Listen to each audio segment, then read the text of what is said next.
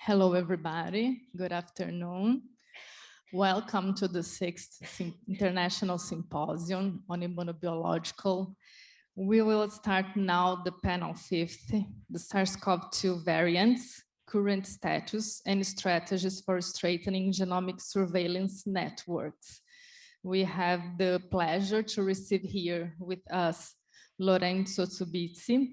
He is a coronavirus expert with a PhD in infectious disease. And currently he moved to Geneva, where he works on COVID-19 in the World Health Emergency Program. After, we will have Marilda Siqueira. She is the head of Laboratory Respiratory Virus and Measles at the Fiocruz. And it is a national and international reference laboratory for respiratory virus. Let's start first with Mr. Tsubizzi, please. Thank you so much for having me. Can you hear me? Yes, we can hear you. Okay, perfect. So display setting. Okay. So I'm gonna give you a brief overview on the on the use of SARS-CoV-2 sequencing to understand viral transmission and evolution. So this is I'm talking on behalf of a large team, the variant tracking system team at WHO, so that have been tracking SARS-CoV-2 variants since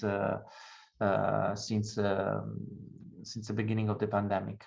So this is just an overview of the WHO COVID-19 advisory group, and they aim at they are a mechanism that is strong and multidisciplinary, made of external experts for evidence-based decision making. And so there are three main groups. So the first one that works most upstream is the Technical Advisory Group on Virus Evolution, which determines which variants warrants further investigation. And for example, calls variants of concern and use the Greek letter naming system to call these variants. And then you have the Technical Advisory Group on Vaccine Compositions that looks at the list that is from the Technical Advisory Group on Virus Evolution, looks at the variants of concern and checks if there is an impact on current vaccines and if there is a need to change the vaccine composition. And then you have the SAGE, which is an advisory group on vaccination policy and delivery of immunization program. So I will focus on the first part, so the Technical Advisory Group on Virus Evolution, because that's really the one that look at variants and look at sequencing data, and the designation process at WHO starts with the identification of signals, and this is done through event-based surveillance or notification from member states, expert information sharing, as well as the study of unexpected trends and the analysis of publicly available data sources for SARS-CoV-2 sequences. And then there is a rapid intelligence gathering step, and then the assessment follows. So we review the current evidence against our what we call VOI and VOCs are variants of interest is a VOI, and variants of concern is a VOC. So a VOC is the maximum level of threat of the system. So we review these signals against the working definition of variants of interest and variants of concern. And of course, our primary focus is the risk to global public health.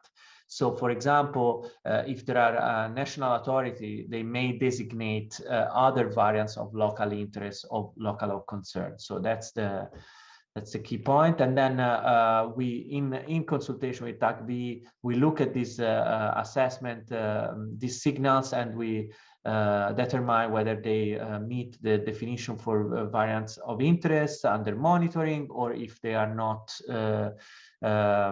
signals that warrant further action. And then, of course, really the key point is when the technical advisory groups on virus evolution will then call also variants of concern. So basically, these are variants that really have some characteristics, emerging characteristics that that pose the threat level to a high bar, and so need to be need action, and therefore we name those, and then you know, we alert public health professionals around the world. And to date, we have this number of signals, and currently, so one other thing I'd like to mention, we currently have two subcategories, so the currently circulating variants of concern and previously circulating, just to acknowledge the circulation of these variants can stop at certain point because it's replaced by other variants, but that doesn't mean that, you know, they may not come back, etc. So I think this is something that needs to be highlighted also in light of the gaps that we have in terms of the sequencing, especially when it comes to geographical distribution of sequences. And so this is the emergence of variant of concern, the history of the emergence of variants of concern. So you probably all know, and this is just to show that. This representation is the spike protein, and this one is the spike protein of the index virus. So we call the index virus the sequences that are from December 2019, and then simultaneous emergence of alpha and beta, and just a little bit later on gamma, that was first identified coming from from Japan and Brazil, and mainly spread in South America, and then we had Delta in May, and in November Omicron, so just recently. So this slide is just to note that the sequencing data has allowed us to really track the virus pretty closely, and we are seeing a lot of convergent evolution towards key sites, especially in the spike protein, but also outside of the spike protein.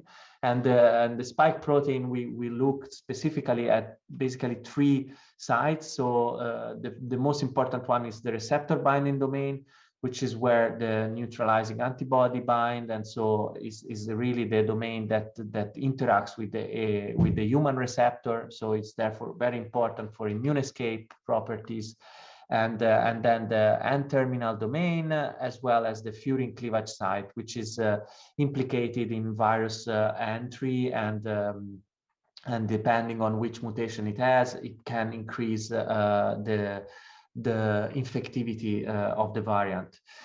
So of course, this picture shows only the mutations in the spike, but there is a lot going on also outside of the spike. We just don't understand those mutations as well as we do for those in the spike, and so we are less focused on that, but we need to keep in mind that those exist, and they probably also have an impact. And we know of mutations, for example, in the nucleocapsid protein, that actually we know that have an impact in RNA packaging, etc. So they can have an impact in the infectivity, and therefore the transmissibility or the other characteristics of the virus.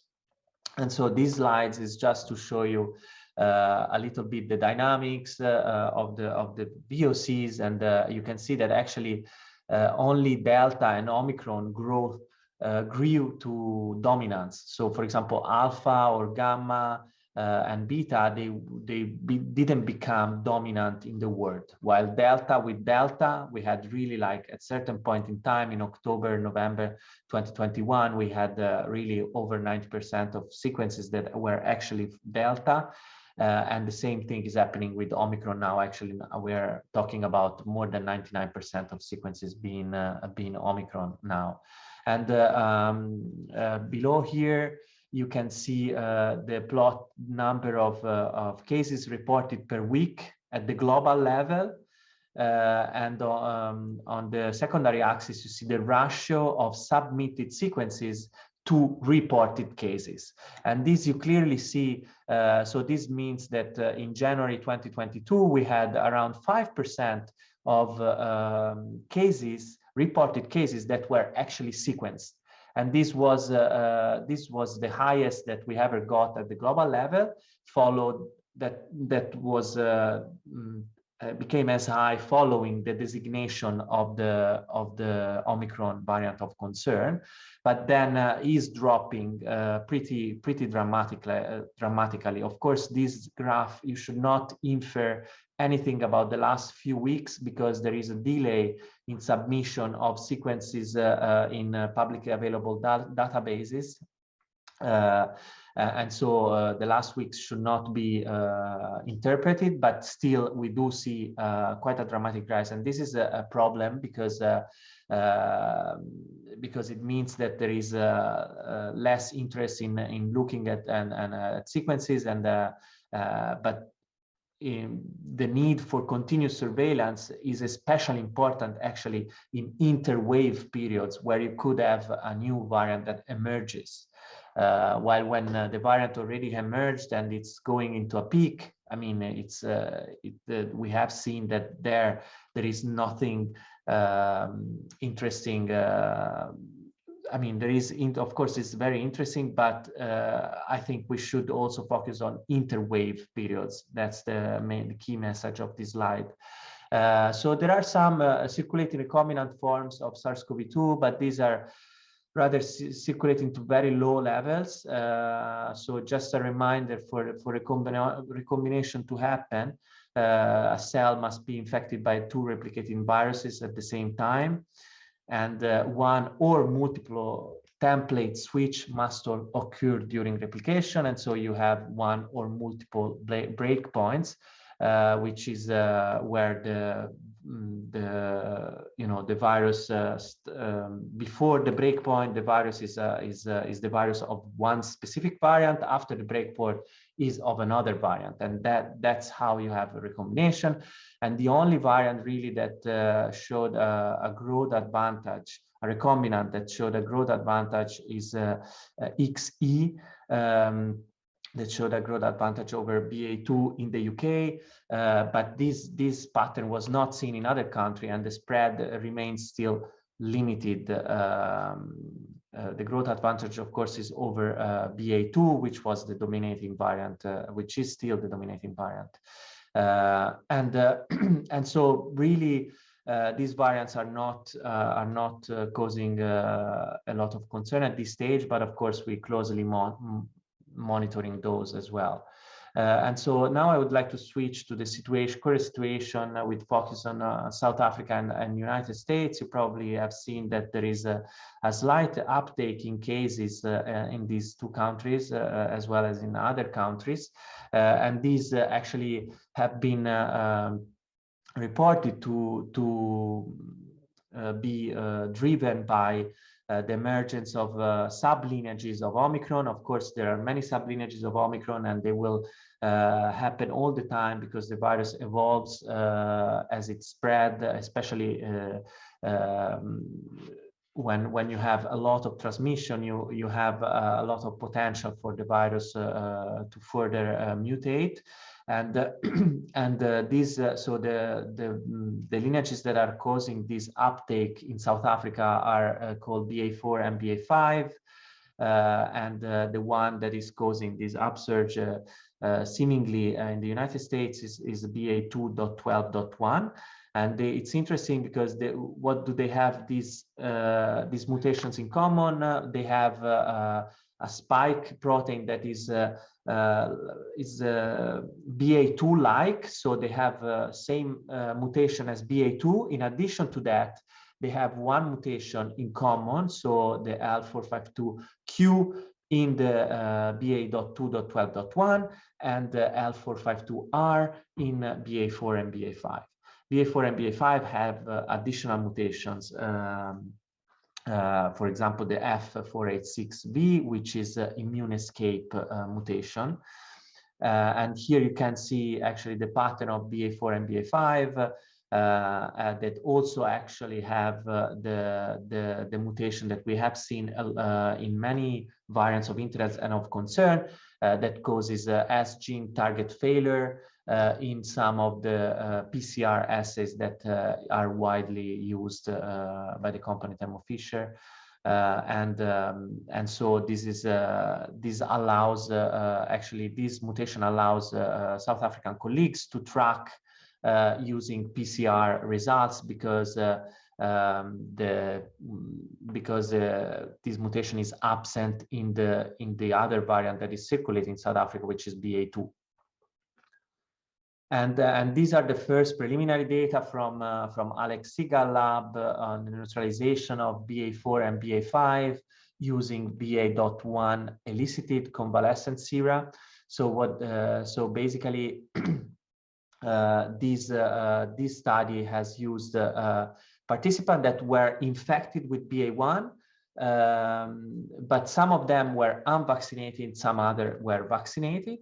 And if you look at the difference, it's quite remarkable. You see that the pattern for BA4 and BA5 is the same, so they are very similar. And this is expected because they are called differently because of some differences they have outside of the spike protein, but the spike protein is identical, and so they behave in neutralization studies. They behave very similarly. And when you look at unvaccinated BA1 infected people, you see if you look at the BA4 or BA5 neutralization, you see a drop, and the drop is significant, is 7-fold. However, this drop is much lower if you are looking at vaccinated plus BA1 infected people. So it goes down to 2 to 3-fold. And this is encouraging and shows that hybrid immunity really holds much better against BA4 and BA5 than natural infection. So again, I think it's another point to show that vaccinating on the top of natural infection has been a strategy that was important to reduce burden. And so WHO uses some planning scenarios based on the characteristics of the variants for COVID-19 and for the future, for the strategic preparedness, readiness, and response plan. And there are 3 main scenarios that we consider. So the base case is that severity is significantly reduced over time due to sustained and sufficient immunity against severe disease and death.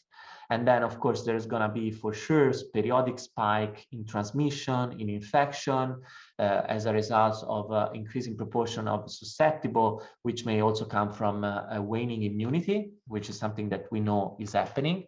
And so there may, in this scenario, we may require periodic boosting, at least for the high-risk population. And then we may have a seasonal pattern of peak in temperate zone. The best case would be really is the optimistic case scenario where future variants that emerge are actually significantly less severe, and the protection against severe disease is maintained over time, and so there is no significant need to periodic boosting or change in current vaccines, etc.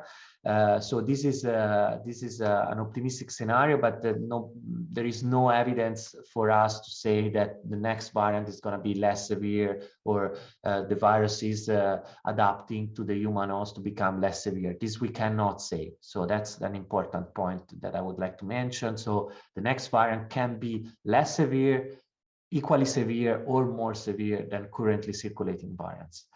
And the worst case is a more virulent and highly transmissible variant that emerged, and then and the vaccine become less effective, and then This requires significant alteration to the current vaccines and broader boosting of priority group, etc.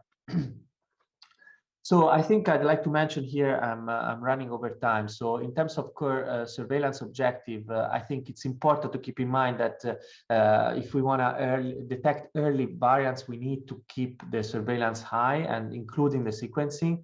And I think also the early warning system for change in epidemiological pattern are essential, as well as monitoring trend in morbidity and mortality, and also indicators to look at burden occupancy on healthcare capacity. And so to conclude, I think, at this stage of the pandemic, there is a need to reallocate, shift resources to enable a more strategic and sustainable approach for the surveillance of SARS-CoV-2. So I think there are some important considerations, such as integrated surveillance of SARS-CoV-2 with systems that are in place, like influenza and other respiratory pathogen, maintain the testing and the sequencing. So testing has gone down dramatically, and sequences also, as I showed, and these need to be maintained to levels that allow rapid detection of variants. And then, of course, tracking the disease burden by strengthening surveillance of hospitalization, ICU admission, etc. And actually also epidemiological, clinical, and sequencing data linkage is also very important for a multidisciplinary assessment of the risk posed by variants.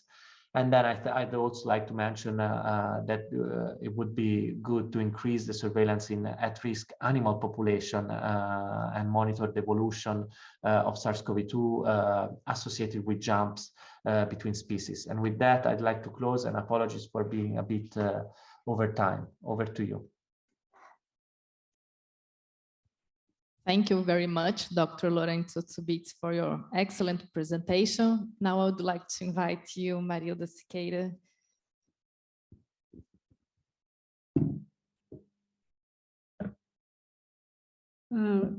Good afternoon to all you. So I'd like to thank very much Bill Manguinhos and the organizers for inviting me to participate and to discuss with you about genomic data in Brazil.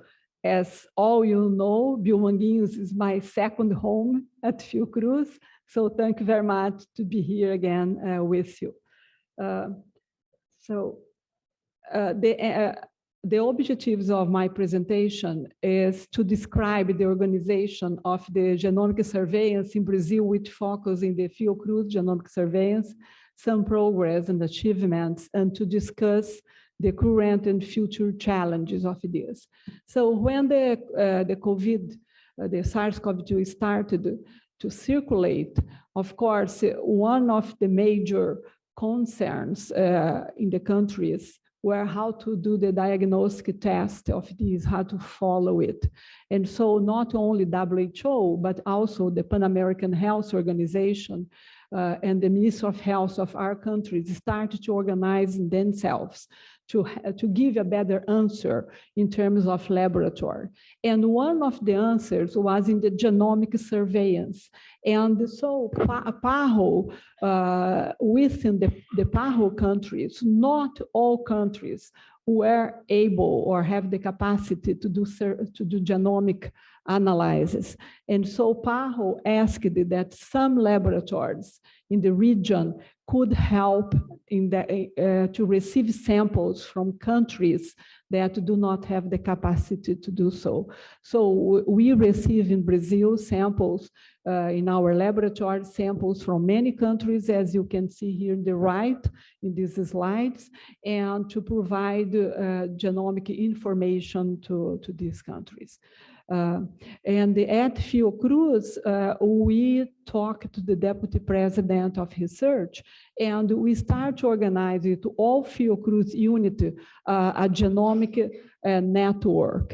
At that time, not all units in the different states in Brazil had the same capacity for genomic analysis, but our objective and goal is by step that all or almost all units at Fiocruz could do the genomic analysis. And we work, of course, close together with the Minister of Health, mainly also with the Evandro Chagas and the Adolfo Lutz Institute.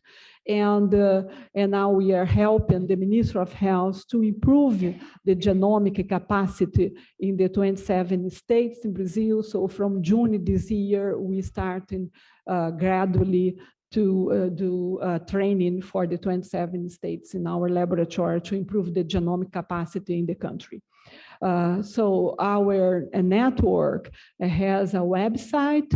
This is our website. It's absolutely beautiful. So I ask everybody to give a look because it's a very good one.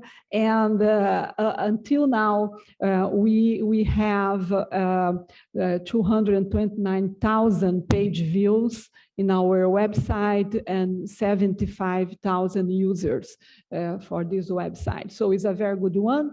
We take a decision, we took a decision just in the beginning that we need to give information to the public, to general public, to the population, to media, something good, not fake news, something that people could trust in terms of what's happening in terms of genomic. So the data in this website are not only from the data of the genomic network at Fiocruz, but data that all researchers in Brazil, because we have different groups in Brazil, we have a very important group sponsored by the Ministry of Science and Technology that work in many, that are doing genomic analysis in different universities in Brazil. So we use the data from GSAID, that is a WHO data bank for genomics, and the data that we have in this website is from what we have available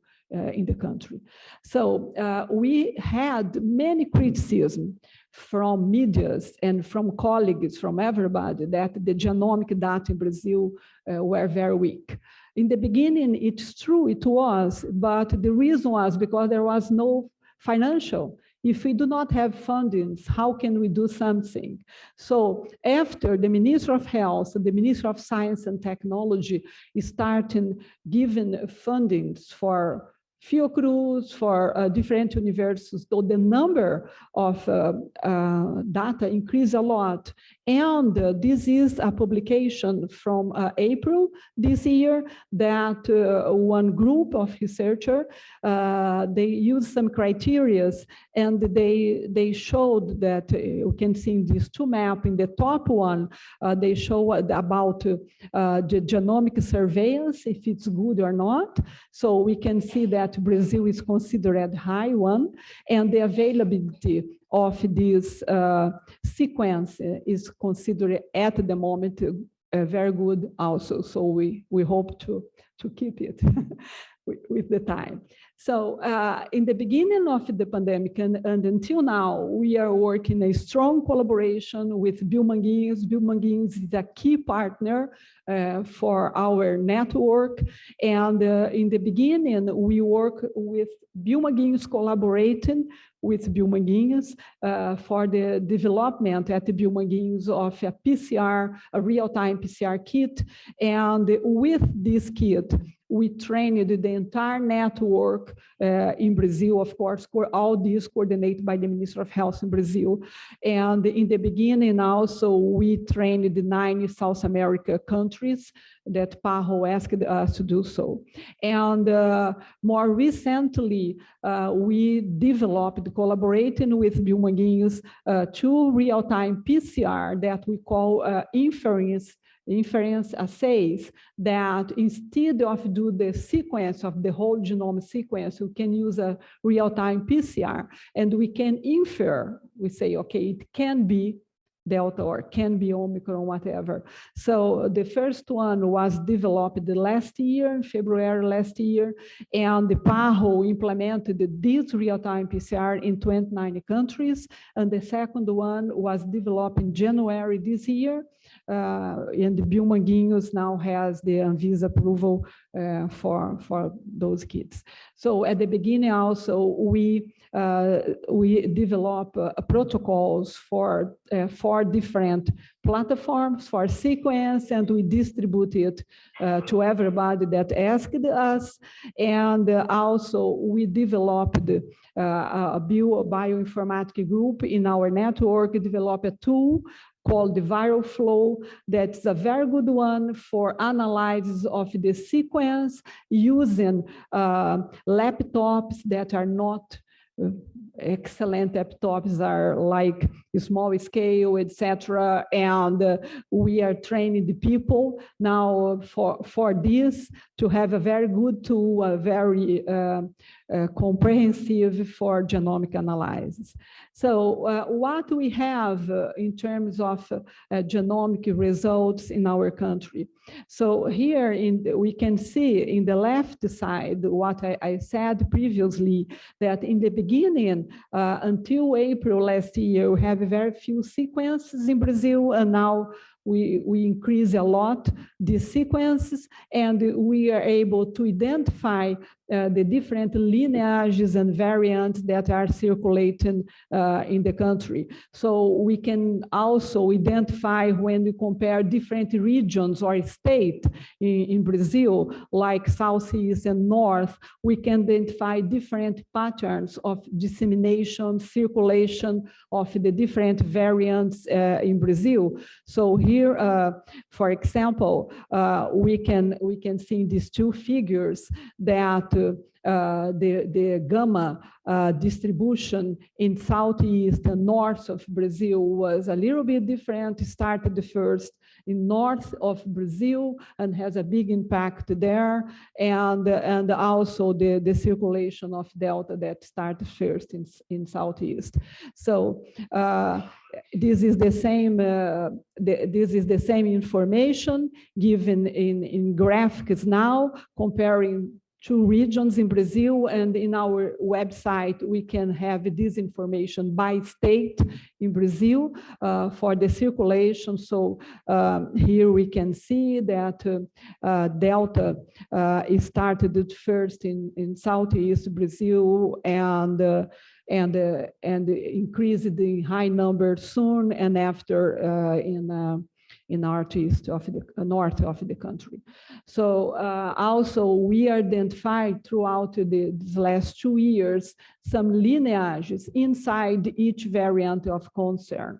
So we identify, for example, with the gamma, the P1, various sub-lineages inside the gamma. So the virus, as the virus was evolving a lot in the country, so we identify variants or lineages in this gamma variant. And now with Omicron, again, we have different lineages circulating in the country, not only the famous BA2, but also other lineages. We are able to identify those lineages.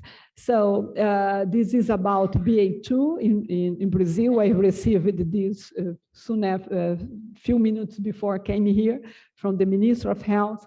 So we have now a total of 536 confirmed cases of BA.2 in the country, and 104 under investigation. So it's not the most prevalent yet in the country, but we need more recent data to confirm, because when we look at GSAID about the other institutions, universities, there is some delay in including data there. So we are also observing some recombinants in Brazil. Here is one example. We can have now, for example, recombinants between Delta and Omicron, or between the two Omicrons, BA.1 and BA.2. So there are some examples of how, of these different recombinants, how it's happened in terms of the genome, which parts of the genome is the recombination, and how, and so they are classified more or less according to this. And in Brazil, so far, we have E no Brasil, 3xe detected in São Paulo state, and 2xe detected in São Paulo also, and in Rio Grande do Sul, 1xs, and in Bahia, 2xf detected. So we have this recombinant that has been detected in the country. We are discussing all these cases with each state, and we have many meetings every week with the different states in Brazil, the Minister of Health, etc., to discuss about the circulation, not only of the recombinants, but also how is the progress of these variants in our country. So we published a good number of papers showing all this evolution of the virus in our country, and also for all the variants that circulating in Brazil, we isolated those variants in cell culture, and they are available to be shared with any research institution that wants to have it for their projects. So, and so some points for discussion. Something very important is to have a structured sampling frame. We need to have samples that don't need to be exactly a high number of samples, because we cannot afford in fundings in Brazil with this, but we need to have representative samples. And this is something that we are doing in our project. We have a mathematical parameters to show representative samples weekly from the different states in Brazil. Another big challenge is how we will sustain this network, because this network, of course, can be used now and in the future for other viruses like arbovirus are there, dengue, hello, just around us, and all the other viruses. So but we need to sustain it. We need to have funds for maintenance, equipments, and etc. And of course, the genomics, as we all know, is a key part for future surveillance strategy, and for us to have better preparation for future pathogens threats in the future.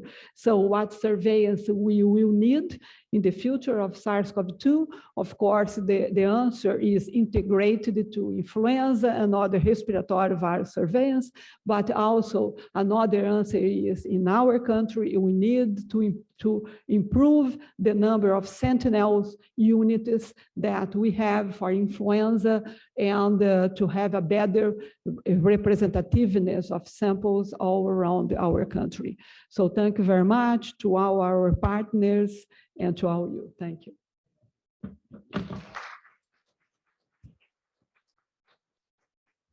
Thank you, Dr. Marilda Siqueira, for your excellent presentation.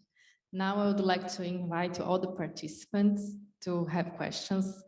You can send them to the chat in the app for those who are online, and for those who are here, you can ask for a microphone for asking questions for our invited.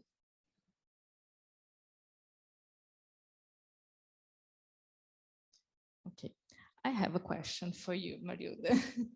I would like to hear your opinion about, you were talking about sampling, the importance of sampling. And what is your opinion about those PCR tests that give you the triage for the VOC? I think that they are very useful, and it has been largely used in many countries. So it's a very good strategy to have this testing, and if it depends on the country, if not able to sequence all, they can choose some samples to confirm for sequence, but it's a very good strategy. Yes. Thank you.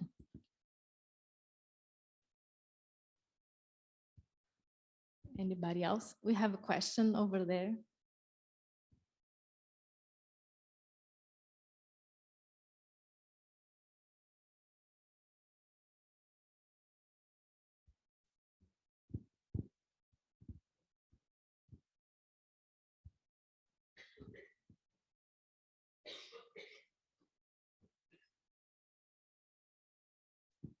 Very important service and fantastic presentation.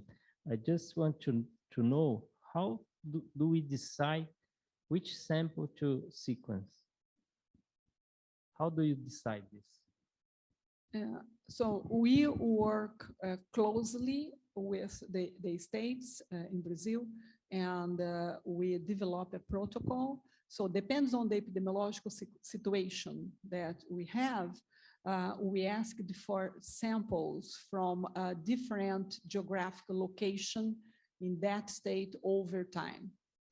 And all the PCR positives from the different states in Brazil that has a CT value up to 27, we received this, and by a mathematical model developed by Processer at Fiocruz, the samples are chosen which one the states can send to us. So this is for the routine. But if we have, like now, we have these recombinants in some states in Brazil. So what we do, we ask that the recombinant for some city or the region that the recombinant are from, that the state lab sent to us 1 month before and the month after all samples for us to sequence, because we'd like to have a better idea about the dissemination of a recombinant, of a new lineage, whatever. So we have different strategies according to the epidemiological scenario.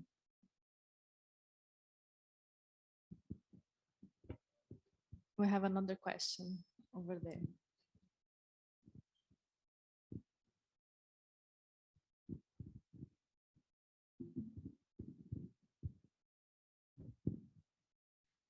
Thank you, both of you, for the great presentations. I would like to ask about the Omicron variants, that we have several subvariants that are arising, and some of them may have different response to neutralizing antibody, even from vaccination or monoclonal antibodies used for treatments of patients. And do you think that these subvariants may be in the future to consider a new variant of concern? Could you please talk a little bit about that? Lorenzo? Yeah, Marilda, thank you, and thanks for your lesson and presentation. So I think that's a very good question. So so Omicron is a variant that we have highlighted the characteristics now. So we know that is a huge a variant that has huge immune escape against infection. So it has a significant drop of the neutralizing titers that are elicited by other variants. So it is an immune escape variant. There is some evidence that is a variant that prefers the upper respiratory tract over the lower respiratory tract. So we consider this a proxy of a less severe disease, even though, of course, this is also confounded by the fact that it emerged when vaccination was widespread. And so, of course, you have the confounding factor of immunity. But those are the characteristics of Omicron, a highly transmissible variant with huge immune escape potential and a shift towards the upper respiratory tract in terms of the tropism. I think if the sublineages we are tracking, if they don't show a significantly different phenotype. So, for example, if they do show that they can cause more severe disease, then they will probably redesignate it by the group. I'm not deciding myself. That the group will convene and decide based on the data. And Marilda is part of the group. So we need to have evidence that this sublineage, even if phylogenetically is part of Omicron, if it has a different phenotype, like a more severe disease, then we would probably call it differently because it poses an additional threat to the public health. I think when it comes to immune escape, we have seen, for example, for BA1, there was immune escape, and then BA2, there was some additional immune escape because these two variants are actually pretty different from a genetic profile. But we thought that it did not meet the criteria of something that is significantly different, because we were talking about both lineages having important immune escape. But if something like severity is affected, then we would certainly consider, but we need data, and that's what the bottleneck. I think it's virus sharing and also assessing these variants in the lab as well as in clinical and epidemiological data. So that's what the group is coordinating at this stage of the early emergence of these sublineages.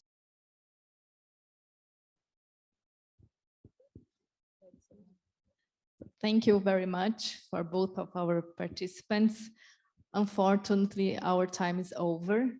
Now, I would like to invite you, everybody, for our next section, the oral presentation number 8, the development and validation of reverse transcription loop-mediated isothermal amplification for rapid detection of SARS-CoV-2 in human samples, from Bárbara Nasli Rodrigues Santos. Thank you very much, everybody.